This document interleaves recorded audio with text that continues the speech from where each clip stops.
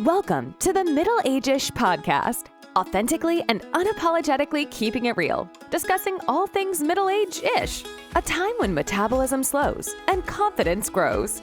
Join fashion and fitness entrepreneur Ashley Bedosky.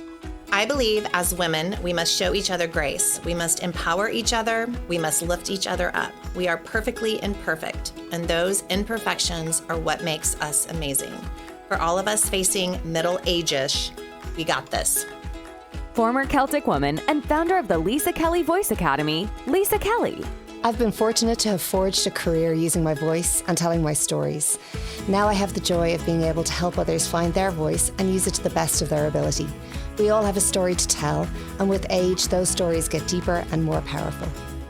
Licensed psychologist and mental health expert, Dr. Pam Wright. I believe that life is a journey and not a destination. In psychology, we say that middle is muddle, but in reality, the middle can be the best and most rewarding stage of life. I enjoy helping others, and I'm excited for the opportunity to speak with others in this middle ages journey. And highly sought-after cosmetic injector and board-certified nurse practitioner, Trisha Kennedy Roman. To me, aging gracefully isn't about whether or not you choose to grow your gray hair out or get rid of wrinkles. It's about doing what you need to do to be your best self, your most confident self, and to leave a positive mark in this world. Join your hosts on the journey of middle age-ish. Hello, everyone, and welcome to the first ever episode of the Middle Ages podcast. My name is Trisha Kennedy Roman, and I'm joined today with my co-host, Ashley Bedosky, Lisa Kelly, and Dr. Pam Wright.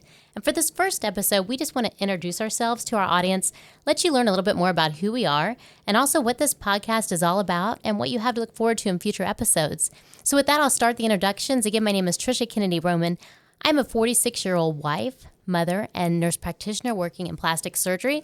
I've specialized in the field of non-surgical facial aesthetics and cosmetic injectables for over 15 years, as well as I travel the country and teach cosmetic injectables and lecture on the subject. In addition, I've written a children's book that focuses on words of affirmation for babies and small children, and I'm a big words of affirmation person. So I'm going to be coming to you from the viewpoint of a wife, a mother, and as someone who has expertise in skin health and aging, and as someone who is considered middle age-ish. So I will turn it over now to Ashley. Thank you, Trisha, and my goodness, that's going to be a tough one to follow. But hello, everyone. I am so excited to be a part of this amazing and fun podcast. My name is Ashley Bedosky, and I'm about to proudly turn 51.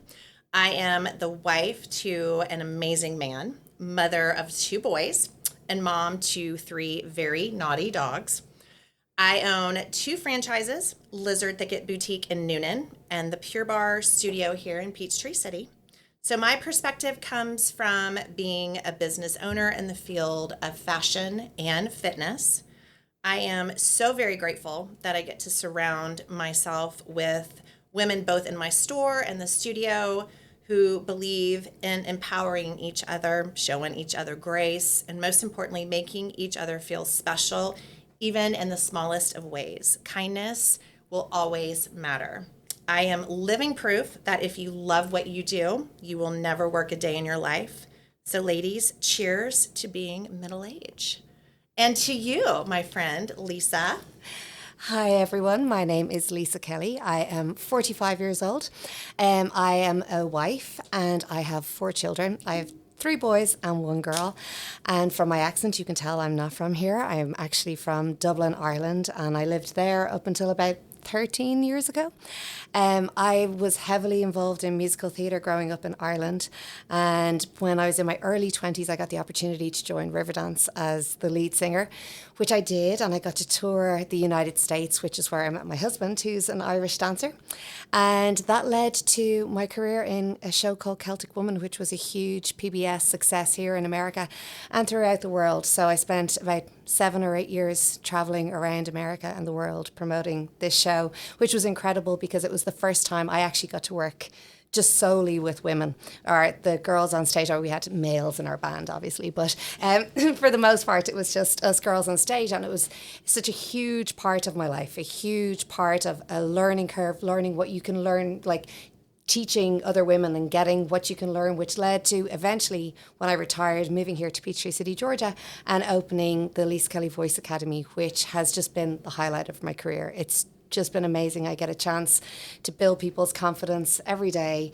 and work with girls and boys, but mainly girls of all ages. And the biggest surprise for me was finding women who actually wanted to learn how to sing in their middle age. So that's been just phenomenal. I'm so excited to be here, and I'm a patient of Trisha's, and I'm a client of Ashley's, and I've yet to work with Pam. So this is all very exciting. I'm delighted to be here. Okay, I am Dr. Pam Wright. I am the founder and the owner of the Life Change Group. So I've been working in psychology for the past 15 plus years, working with children, adolescents, families, couples, and a lot of middle-aged people. So not that makes me an expert, but I really enjoy my job, and I do enjoy working with that population. I definitely feel like we change and evolve a lot as we go through middle age. There's a lot of different roles and responsibilities and opportunities, as we talked about before. I'm a mother of 2 children, one age 14, one age 16. So I'll be presenting hopefully more about being a mom and also being, an employer and also a psychologist, and looking at all the different roles and things that we go to as we hit this middle-ish age of life. Awesome. So that's just a little bit about who we are. And this podcast is named the Middle Age-ish Podcast. Ish because middle age is not really clearly defined. There's a lot of different varying definitions of middle age. What exactly is middle age? So I'm going to ask the ladies here, what would you guys consider middle age? That's a dangerous question. I think when I was younger, 35 would have been middle age. Now at almost 51, I'm like, 75. Sure. It is. And it's only when your kids point it out to you right. that you go. Or when they're like, wait, you mean you were born in the 70s? Like, what, did you guys have even cars back then? Right. Well, it's funny now when you hear someone's age and they're saying, oh, yeah, so-and-so, like they had, an illness or whatever, and they're like in their 50s or 60s, and you're like, oh, that's so young. Right. And then people look at you like, that's not young. And you're like, no, that's really, really young. But it's just a whole, as you get older, it's a perspective. Yeah, for because sure. I remember when my mom was my age, and I was like, oh, she's so old and so outdated. And now I'm like, I am not old and I am not outdated. And what was I thinking? So yeah, the mindset is funny as it transitions through each stage. Mm-hmm. Well, I definitely started thinking about middle age and middle ages because my kids referred to me as middle age one time, and which was not that long ago, and I'm clearly middle age, being 46. But it kind of offended me, and I thought it sounded like they were calling me old. And it was a weird thought to be middle age because when I was younger, that sounded so old to me, and now it's different. So I found a couple of definitions of middle age. So the Cambridge Dictionary says that it's a period of your life usually considered to be from about 45 to 60 years old. But I like this part when it says when you are no longer young, but you're not yet old. So I guess we're no longer young, but we're not old. So that's good. I found, though, it's funny, I found a poll, a 2021 Harris poll conducted for the Fast Company, said that millennials actually consider middle age to be between 35 and 50 years old. So that would knock you out of middle age. I am now officially over the hill. That's amazing. And then I don't like that poll. Yeah, that's not a good poll. That's not a good one. That makes us all old. I'm about out of there then. And I found another one. So the Encyclopedia Britannica, it says that middle age differs greatly from person to person, which I very much believe. Age is very much a mindset. But it defines middle age as being generally between the ages of 40 to 60. So now we jump back into that middle age hole there. Right in the middle. But it is. That's why it's an ish, because it's not clearly defined, and a lot of people have different definitions of what middle age actually is. But I think as we go along, our goal is to bring guests on this show to address a lot of different topics regarding middle age. Some good things, some trends. We have Ashley, who's our fashionista with fashion and fitness, but also just different issues that we have in middle age, different things that we face. And so what are some of the things you guys think about as far as middle age issues go that have come to your mind, things that we come across? I think we were talking earlier, just relationships in general. Yeah. So going from, mom to maybe older kids to having parents who are aging. So that relationship, there's a lot of empty nest in terms of empty nesters. There's a lot of divorce. There's a lot of affairs. There's a lot of relationship things I think that change kind of through this lifespan. I think financially people are either more secure or less secure. I just think it creates like a lot of change. Like a lot of things happen where we think this would be like the middle, kind of like the main.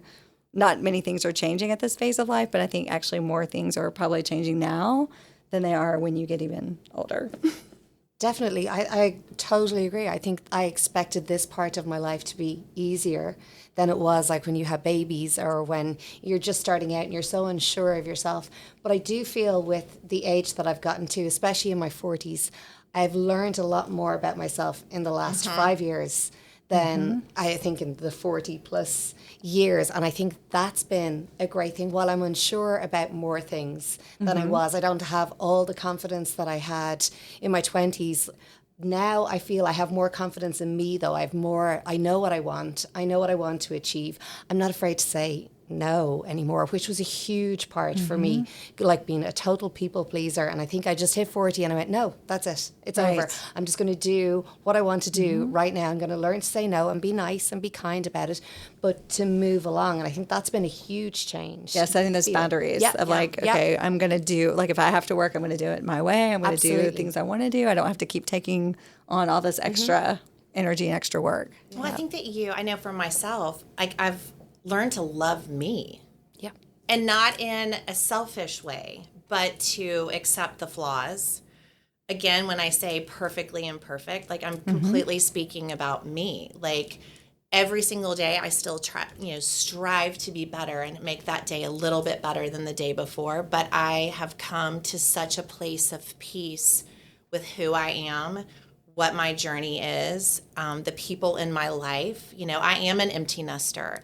And I've seen so many friends not enjoy that stage of their life, and I embraced it. Like my husband and I were dating again, you know? And so it's like, I love this stage of my life. And I think that that's what's so important is it's how you feel. Like we were talking about earlier, age is just a number. Right. Yes, your body changes. Things hurt a little bit more, you know, than they used to when you were younger. And you might not be able to quite do as much as you did. But it's how you feel inside. And I think that that's what radiates out to the people around you. And that's why I am really embracing this stage of life. Every stage has been great, but this is pretty amazing. I think what you said there is so important because the self-acceptance part, because if you run into people who are trying to get back to like when I could eat like this and not, put on weight, or if you can't control, happen. right? Yeah. It won't happen. Hormones are different, things are different. So if you're trying to get back to where you were versus setting boundaries, doing things differently, embracing where you are, being acceptance and then accepting of yourself and like others and just rolling with it is a very different place to be than like I'm trying to be what I once was. Because you won't ever get there. Exactly. Because you didn't get there when you were in your 20s or 30s either. There's always someone skinnier, prettier, can eat more fast food than you can, whatever. You won't ever get off that gerbil wheel. Right. And happiness is not about that. No. Right. And I think that's what I've seen, as I've kind of gone through, I would say probably early 40s to mid 40s is when I really started doing a lot of self-reflection and like just taking a moment to look at my life, who I am, what my purpose is, my relationships with people. Am I making a difference? Because to me, that's the key of embracing this next chapter because it is fantastic. It's just a different chapter. And so, I think too, you're an empty nester. Lisa's partially now getting the She's birds getting out of the there. She's nest. getting there. We're approaching that, and I think too that's been a huge transition in middle age for me. As my kids are growing up, and it's weird because that was my whole identity for so long was being mommy, and so I think that's definitely something I'm learning to adjust to, letting go a little bit. I'm not very good at it. My oldest will say that I'm not very good at it. I mean, I still struggle with it. It's because that's what the job God gave you. To be quite honest, is He gave you the responsibility of these children, and you want them to be good humans. We make mistakes. Right. And, but that's so much a part of who we are for so many years. I mean, like I said, my kids are 25 and 22 and, but when you take a step back and you look back and you're like, okay, they are 95% of the time good humans. So, okay, we can check that box. and then just, that next chapter, like I said, dating's fun again. I mean, I've been with my husband for 28 years. Well, we've been married for 28. We've dated for 30. And it's fun. So I'm a happy empty nester. Although I love my children, don't get me wrong. But it is important because that you spend so much of your time that they're the whole focus. Absolutely. That you lose focus with yourself and with your partner, and that's difficult to do. And I do find even with the boys, like my older two are in relationships, and I find that is making me relive my youth in a really weird kind of way too. That you're watching them do everything, and your relationship becomes so different. Right. Then there's such a huge change between like 16 and 20. Like they're actual adults, and you can sit and you're having like very straight conversations, and life just gets, that part of life has gotten a little bit easier, even though you are still trying to make sure they're good humans and hard to let go and all of that. But the relationship just keeps growing with them, and that's been an amazing turn for me too, is watching them in a relationship and watching them start their lives with partners together. That's really cool. That's been fun. Yeah. That's and a fun part. I think it's cool that the two of you could share more about, transitioning from parenting to like more a friend. Yep. Kind of mentor, but friend, which is different. But a lot of people with partners come in to therapy, and we usually see them at this stage of life where they're empty nesters, and they look at each other and they're like, "Who are you? I don't know. Like, how do we connect anymore? Like, so outside of the relationship, So you look at it as a positive.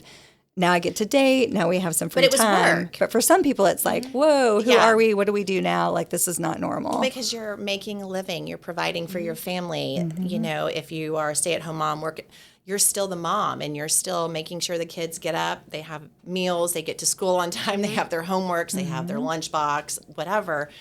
And sometimes we went through it, my husband and I, like you have those chapters that I always say, that you lose focus because there's only so much of you. Right. And I went through it where I just wanted to be a good mom. I wanted to raise good humans.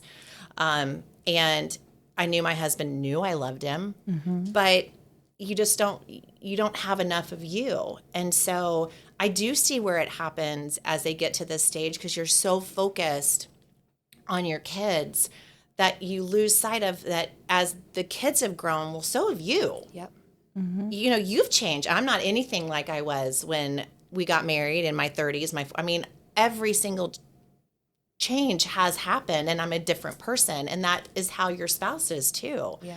So I do feel lucky that, it worked out that we're dating. That you like each other. That we like that. I'm like, yes, I love you, but I actually like you too. Like, You're great fun. That's like a novel, Let's stay together. I guess I'll keep you for another 10 years. We'll see what happens. For sure. Because it does happen before you know it. Oh, yeah. So, it's tough. Life is tough. So I have to ask, when we're talking about different issues and trends, you're the fashion person, Ashley. I don't know about that, Okay. but So- I do love fashion. High-waisted pants. Are we okay to wear those as middle age? I haven't figured that one yet. And Obviously, bell we bottoms. used to wear them a long time ago. They're back Right. now. They I don't are. feel. I don't. I Okay, can't 'cause wear them You do know that the mom jeans have actually come back.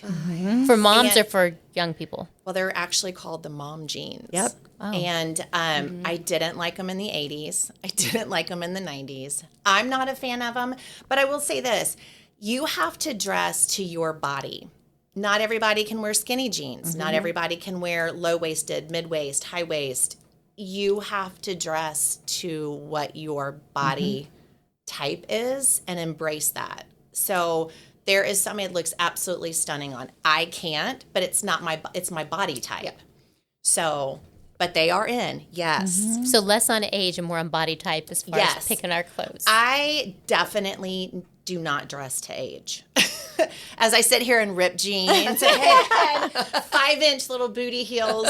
No, I do not dress to age. I dress to my body, and I dress to what makes me feel good, because I think that that's part of your confidence and your persona and what you present to the world. Is it comes from, if you feel good, then that's what you project, and your energy goes out ahead of you. And so I think that that's where women get so weird that they feel they have to dress a certain way or they have to have the latest fashions and this and that. I think it's just the opposite. I think it needs to come from within. And if you're happy and you feel beautiful and those around you support you and make you feel beautiful, then that in itself is where beauty comes from. Yeah. So I agree with that. I mean, with what I do, with cosmetic injectables, I think that it's okay if you don't do it. I think it's obviously okay. Amen. It's my career if you do it. And I think the biggest thing is just, being supportive of someone. If that makes, if coming in and getting filler or getting, less wrinkles makes someone feel better, then support them. And then if somebody says they want to age gracefully without anything, I think that that's fine too. But I do know for me, and I see it with patients every day, when you look in the mirror and you see changes, you see, your things drooping that didn't used to droop. Right. You see wrinkles that you swear weren't there the day before. You see that gray eyebrow hair sticking out that was not there before. I don't know how those grow that fast. But I think that that's a 911 call. Yes, it really is. For sure. But I think that, just doing what you need to do to make yourself feel your best self is really, really important, whatever that is, whether you're wearing the mom jeans or you're getting, Botox. I think that. Yeah, if you feel good about it and you feel confident in yourself, then that's a win. Because I think this world, it's come to such a place, in my opinion, where everyone just tears people down. And we talked earlier about the social media and how everything looks perfect. Well, that's filters. Right. And we've just gotten off center of just women supporting each other and just empowering. And that is such a powerful gift, I think, that we have to give to each other. And so many times people lose sight of it. And it's just the small kindness. It's not like we were talking about. It's not a big thing. No. It's just supporting, saying hi, a smile, And I do think, though, it starts so young. It starts, I see it every day with girls. They are constantly in competition with each other, constantly. And you're my biggest thing when I'm teaching kids is look, you can't, what's the point in having 2 Ariana Grandes? We don't need 2 Ariana Grandes. You're you. All you can sell is you. You can't be the girl next to you. You can't be the other girl. You only have yourself to sell. And if you can be exactly what you're saying, if you can be as comfortable as you are in yourself and realize you're not in competition with the person beside you. You can't be. You just can't be. You can't be them. You can't do what they do. And that's a really hard lesson to learn again. Well, we had to learn it. Absolutely. I mean, I mean, trust me, I was that girl at 16, 17, 18, and you had to have the Benetton again. Oh, yeah. It's Lulu now. I know, right? Yep. I mean, so, I can be super transparent. I was that person, too, where you always wanted that one thing better. You had to have a certain hairstyle and clothes or what car or whatever. So it's a process, but I think that's what's magical about it is that you do get through it and then you realize just, how important that self-confidence, but it takes time. But it has to be, I agree 100%, but it has to be self. It does. So people are so externally focused on how many likes, how many people commented, how many, and not just our age, but all ages, right? That's the big thing versus what we try to instill is more, but what do you think? If I go out on the street and 100 people we poll about, do you like my hair? And 50 like it and 50 hate it. What do I do? Right. It's still up to me, right? So I have to be the one to say, I like this for me, and I'm not judging you if you don't like that for you or whatever. I think with you probably see a lot of that where people are like, oh, wow, this celebrity got this, and they got this injection and facelifts, and it's this whole, taboo, don't do, and everyone's judging each other versus saying, instead of comparing what's good for me and how do I navigate through what's the best path for me and what do I like for myself.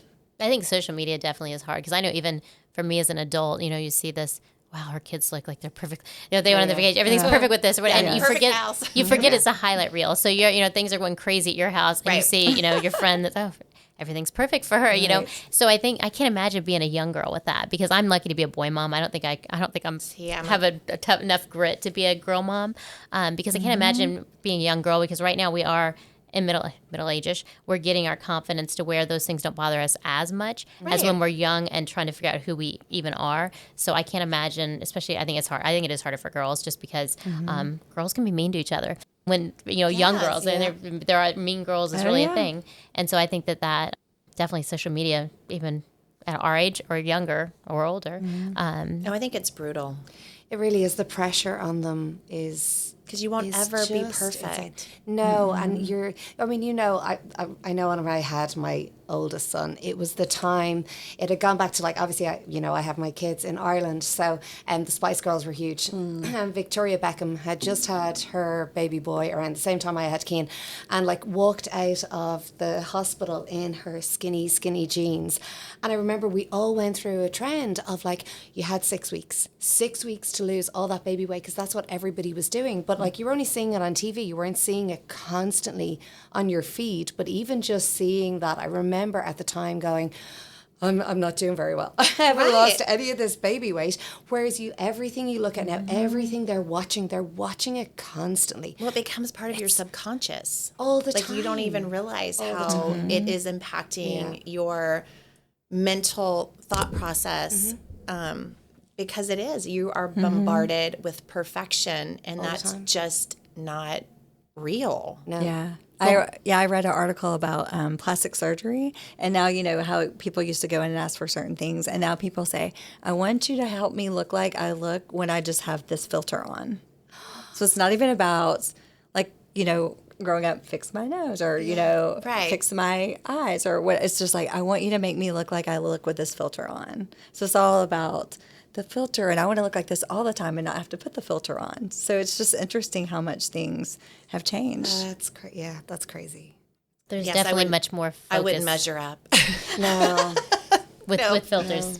The filters definitely put a lot more pressure, for sure. And as far as baby weight goes, my baby's 11, and I'm still working on that. So I did not get the 6-week mark at all. No, not after baby number 3. Are you all glad that we did not grow up with the social media or do you wish that had been? No, I'm so glad we didn't have it. And I hated that our kids are growing up with it, to be honest. The pressure. Yeah. I mean, because again, we talked about, being a kid and figuring out who you are is tough in the most organic way. And then with all of this, that's the one thing that I've always wished, is that my kids didn't have to grow up with social media, because it's just, it's not reality. No. And it, I do think it messes with you mentally. Absolutely. And it just takes you longer to figure out who you are at the base of it. And so I'm very thankful that I didn't. It's not just for the thing I have the problem with the kids, raising boys, especially at the start of kind of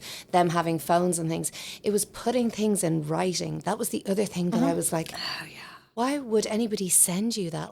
Why would somebody send you a text that I can just take a screenshot of and send back to their, it's the lack of thought process that they have. Because it can ruin a life. It can ruin lives. It can and you in see a second. all the time. Yes. Kids saying stuff on social media that they don't mean. They don't actually mean. We probably said stuff that Of were course. horrible in those moments at the lunchroom Of or course, whatever, but it but was no one not had. recorded. Yeah, they didn't Yeah. have. I mean, we had Polaroids. Right. So there's that. Thank God for Polaroids. Yes. But no, because you can't take it back, and it can ruin a life. And like I said, just a second. So the immediacy of it is just, No, I'm very glad we grew up in the age that didn't have anything like that. Oh my gosh, I'm incredibly thankful. Yeah. So Lisa, with you, obviously, you've had to have a lot of confidence, or at least show confidence to be on Outwards, yeah. stage. So what about people who have not found themselves and are in the middle age and trying to get that confidence? When you're teaching adults how to sing, what are pointers you give to them? It's really difficult because, there's the saying that entertainers are the most insecure people in the world, which is absolutely the right thing. I've never met, that's not true. I often say to people, the ones who come off the stage and go, oh my God, I was amazing. They're the ones that you kind of go, really? Were you really? So it's never, when it comes to singing, it's never perfect in your head. And again, people are so used to, technology's got so good. So if you record something in a studio, you can sound like anybody, and then you get up on a stage and you can't replicate it. So you're it's a really difficult thing. It plays so much with your head, and you become, like, imposter syndrome is a very real thing in the entertainment world. I think everybody goes through it and thinking you're not good enough and it never sounds good enough. The only thing I tell to people all the time when I'm singing or when I'm teaching is, if you are standing on the stage and you are having a good time and, like, you have a little bit of talent, like, I'm not talking about people who, like, genuinely can't sing, but if you're standing on the stage and you have, like, you're having a good time and you're genuinely selling the song to people, it's like any other job. You're selling a song. Your job is to sell it and people to buy it. And the other thing is bringing people in when you sing. I've always been it was hard for me because I went from musical theatre to where, you know, you couldn't interact with the audience at all and you're a character all the time, to going to something like Celtic Woman that was all about bringing that audience in and making a connection with them. And I have to say that was the best part of Celtic Woman, was being able to stand on the stage, look at somebody in the audience and actually form a relationship with them. Now, sometimes, you know, you wouldn't be genuine about it because you'd be so tired. Right. You're like, judgment. No, I'm actually, like, just in a daydream here. But that's the thing about singing. You're selling a story, and if you're telling it from your soul and you're telling it from your heart, people can't actually find fault with it. It's a little bit like dancing. There's more technique when it comes to dancing, but it's telling the story from your side.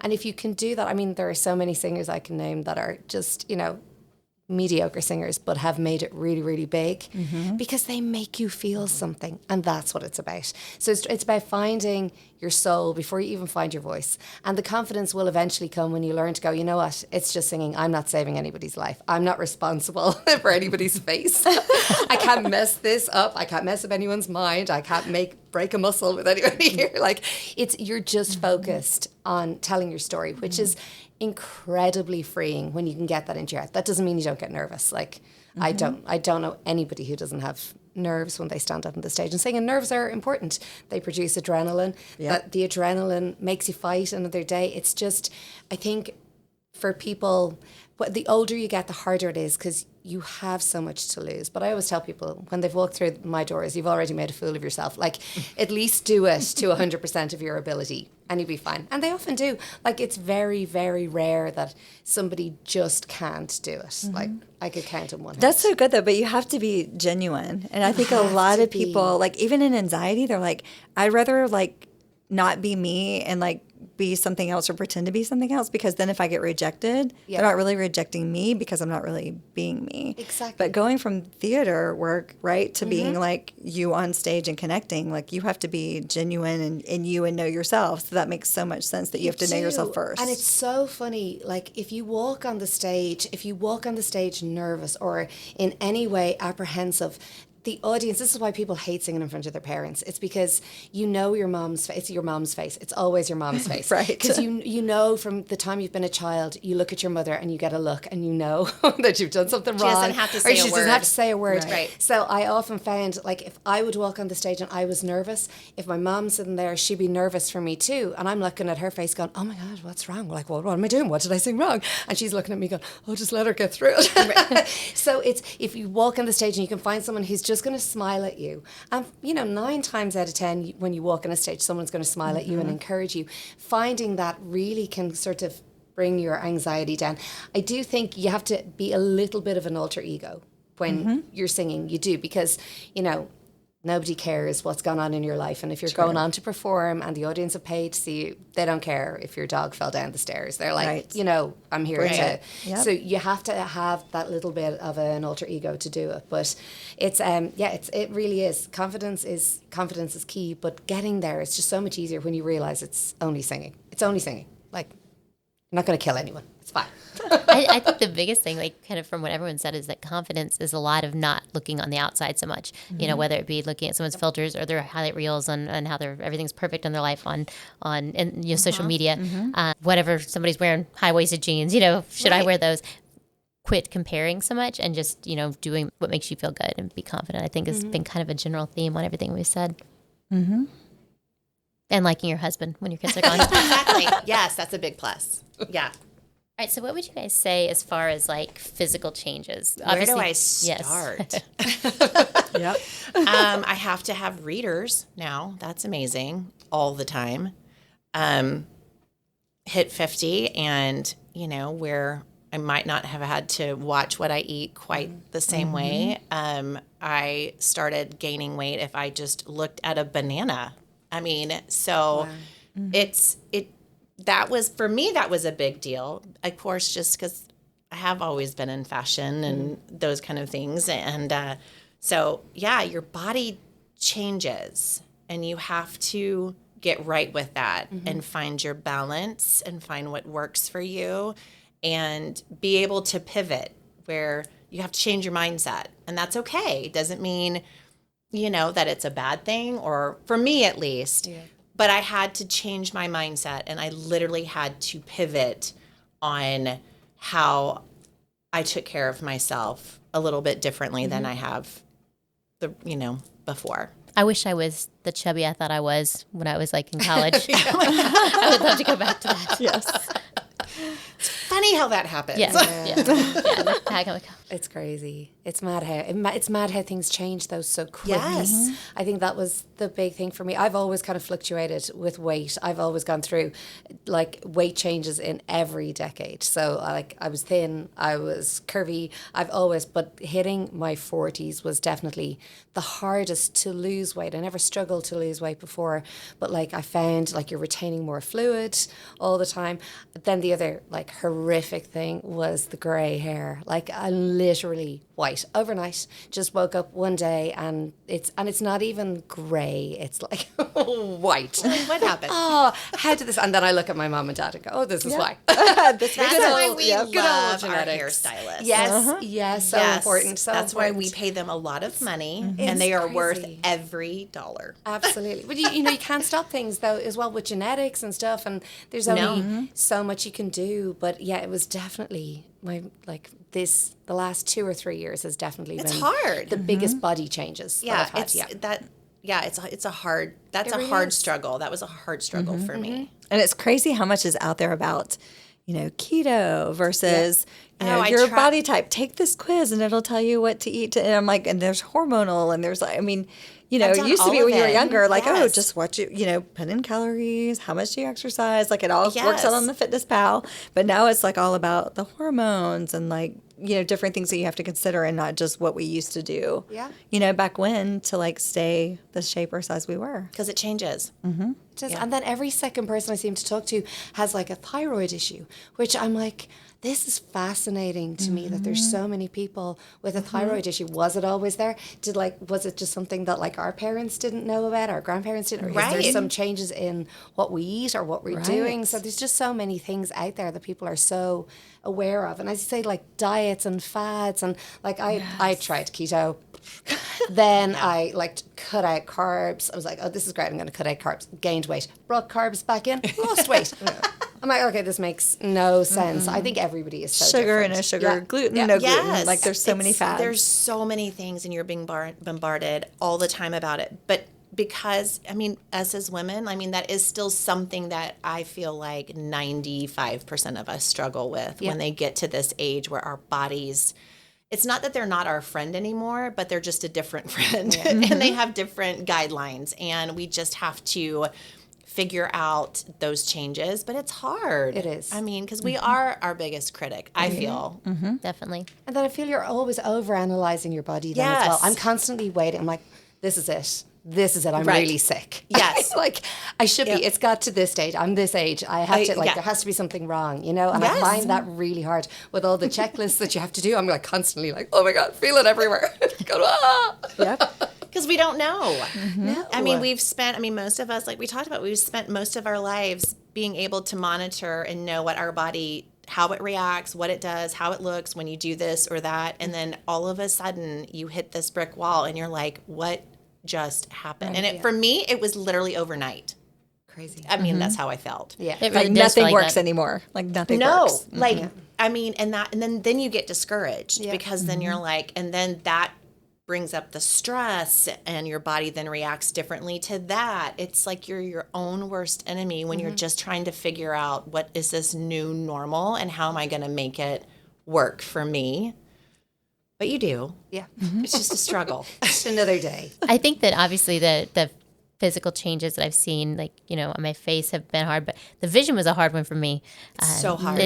Because that felt like it was overnight. And now, when I'm wearing glasses right now, so I don't have to keep putting on readers off and on. But I think that's been a weird thing because so weird. Yes. 'Cause I had perfect vision until when it was a gradual, and then all of a sudden it just, like, I have to go get an eye exam. I'm like, do I have to get contacts? Like, what is happening?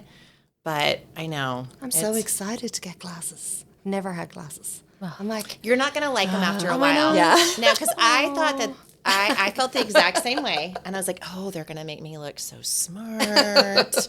And this is going to be great. And no, that lasted for about a weekend. okay, And until then you lost them. Right, exactly. Yeah. So now I have them in my car, in my nightstand, in the kitchen, in my living room. I mean, I'm that mom. Okay. Okay. So for a weekend, you're going to love it. Okay. And then you're going to Stick be with like, the fake ones for a while. Yeah. Okay. But that also goes with like the memory part of like aging. You'd be surprised how many people I so test who are older who think I have ADHD. And I'm like, okay, so one of the characteristics of ADHD is that you have to have it when you were younger. Right. So when I'm like, when you were a little girl or when you were in elementary school, did you have issues? No, it's just now. And I'm like, okay, this is probably not then this is something a true else. ADHD. This is probably Oh, but the memory. middle age-ish. The memory The is memory, a thing. forgetting, losing your keys, losing your credit 'Cause card, I did used forgetting to your... always joke with my mom about that. I'd be like, seriously, Mom, that's just so sad. And now, I will literally, I'm that cliche where you walk into the pantry and you're like, why am I here? Yeah. Like, what did I know I came here for something. Yeah, so I'm... The list making is That's why we your write it all the friend. time. Yeah, List making book. is your friend. Everybody has a planner. Yeah. Yes. Couldn't live without my So planner. true. Oh my goodness. And I try and put them in my phone. Like I put it in my, as a backup into my calendar, but it's not the first thing I go to I have to check highlight. my diary. Yeah. I have to have little bullet points. I have to highlight. I do have the alerts on my phone. Yes. But yes, I still need help. Madness. So memory is just a little bit out the window. Got to have know. things in place to keep us Memory, organized. eyesight, gaining weight. It's so much fun. We're so excited. Everybody be really, really excited about this. So future shows, we're going to bring guests in to talk about different things. A lot of the issues we've already addressed. We're going to bring specialists in or people who are experts in that particular field to give us more insight on whether it's trends or these different issues we've talked about. But just gives you a general idea as far as middle age-ish, what we're facing in this age, but also just we want to make it great. We make middle age just be the best It is amazing. phase. It is amazing. I think it's the best yet, to be honest. I've loved every minute of being in my 40s. Yeah. Even with everything going on, this has been my best decade yet. I've loved it. Same. You just have to hit the bumps and keep going and figure out there's a different way around than what used to occur. But that's Because okay. we've made it this far. Yes. For sure. So that should be celebrated. Exactly. We have made it this far. And I think it's the best so far, really. So, but it's all about empowerment. Exactly. So we'll look for future podcasts on talking to different people and figuring out how we can make this journey even better. Sounds good. Thank you for joining the ladies of the Middle Age-ish podcast as they journey through the ups and downs of this not young, but definitely not old season of life. To hear past episodes or make suggestions for future episodes, visit www.middleageish.com. That's www.middleageish.com. You can follow along on social media @middleageish. Also, if you have a moment to leave a review, rate, and subscribe, that helps others find the show, and we greatly appreciate it. Once again, thank you so much for joining us, and we'll catch you in the next episode of the Middle Age-ish podcast.